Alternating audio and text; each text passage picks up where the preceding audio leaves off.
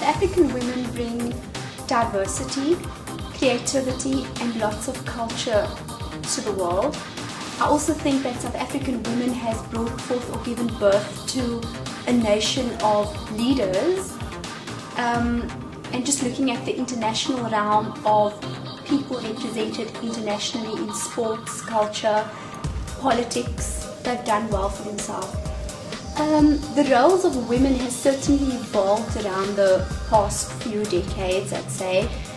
From being the homemaker to moving into being the household manager, and having to manage that household is probably one of the most complex organizations, and then multitasking and taking the way you manage things in your household to managing and using those skills in the corporate environment.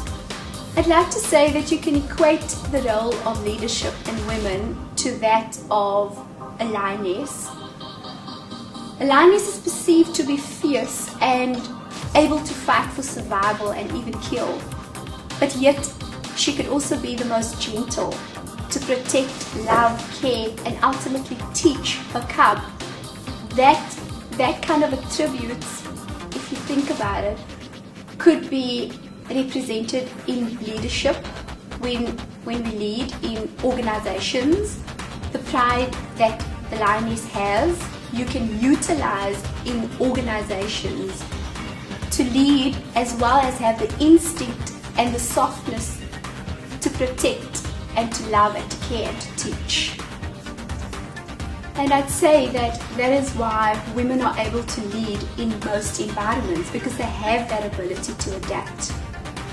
Also, I'd like to attribute my success to my mother for setting the high standards which she has for us to aspire towards, and then also towards girlfriends and grands and aunts of mine who has always given me the lead in different avenues of my life. I'd probably say that I've climbed 2 mountains. My first mountain would be Kilimanjaro, which has just been my life, and just always pushing to achieve better, striving towards that excellence. And then I think that my Mount Everest would certainly be that the past year that I've had, going through a divorce and having to adapt to being a single parent, instilling certain values in the lives of my children and taking complete responsibility for them, their well-being and myself. And then also just taking from the heart, the good from the heartache, and learning forgiveness and moving on. I've realized that I am responsible for me.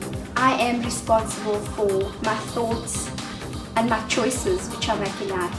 And so I would say that the way I see these mountains as really being challenges in my life, and in every challenge that I experience, I see the opportunity in those challenges, and I use those challenges in my daily being to move forward. I'm inspired by strong, confident women that are out there, that are out there to empower other women. I'm inspired by life, just the ability to learn, just the ability, the time that we have, and those are the things that inspires me. I'm passionate about life, passionate about doing my best, having a passion that is contagious, and a passion that I'm able to share with others.